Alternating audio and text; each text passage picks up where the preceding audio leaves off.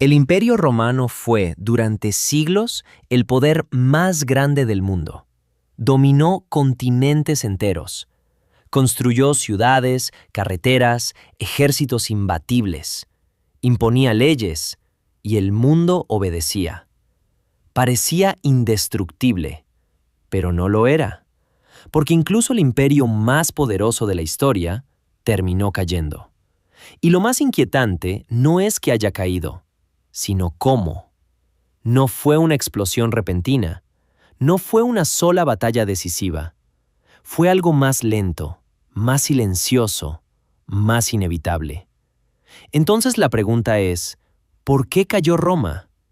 Hoy vamos a reconstruir esa historia, no como una lista de fechas, sino como un proceso.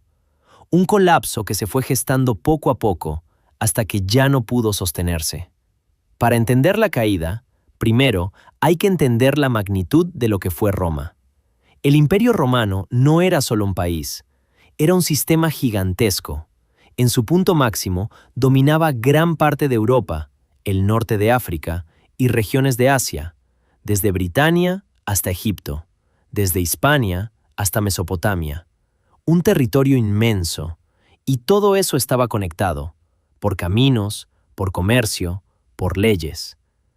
Roma construyó una red impresionante de infraestructura, carreteras que permitían mover ejércitos rápidamente, ciudades organizadas, sistemas administrativos avanzados.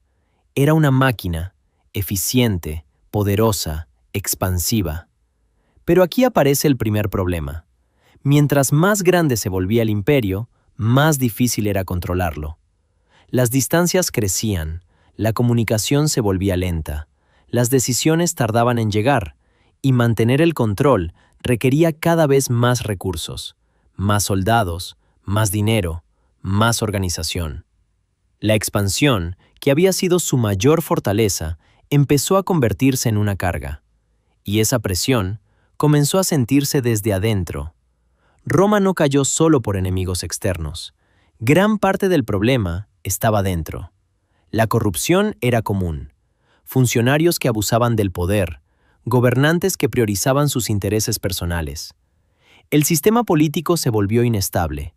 Había constantes luchas por el poder. Emperadores que duraban poco, golpes, traiciones, asesinatos. En algunos periodos, el imperio llegó a tener varios emperadores en poco tiempo. Eso generaba caos, falta de dirección, falta de estabilidad. Y luego estaba la economía. El imperio gastaba enormes cantidades de dinero.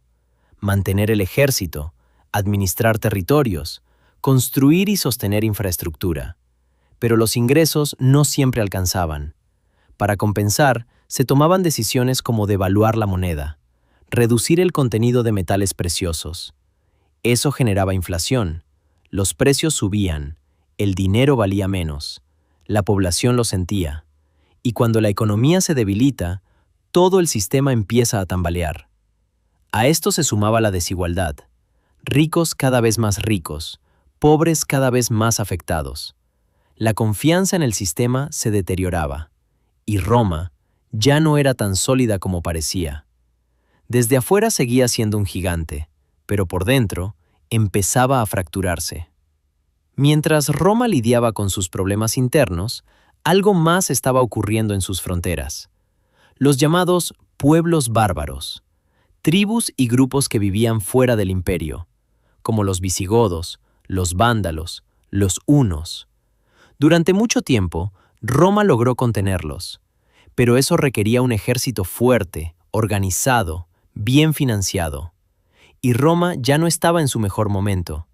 Las fronteras se volvieron vulnerables, las defensas menos efectivas.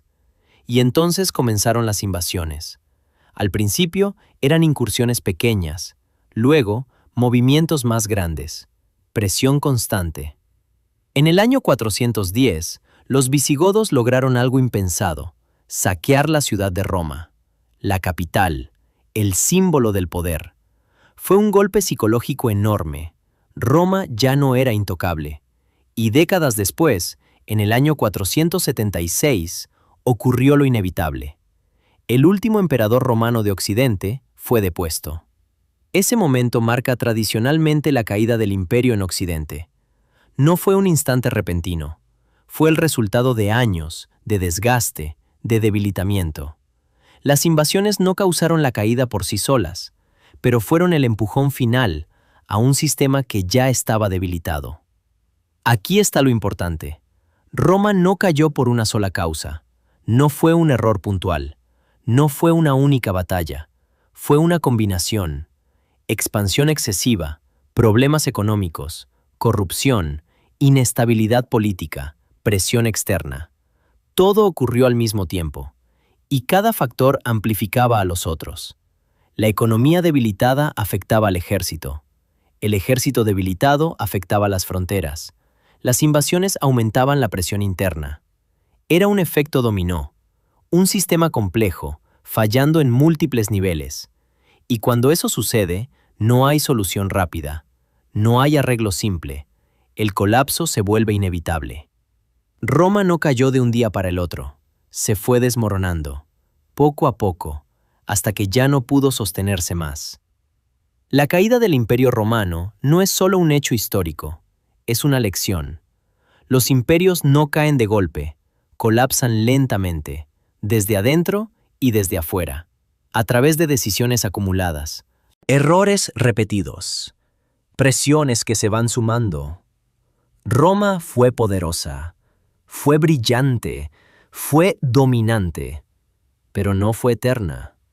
Y tal vez eso es lo más importante de entender, que incluso los sistemas más grandes pueden caer, no de repente, sino paso a paso.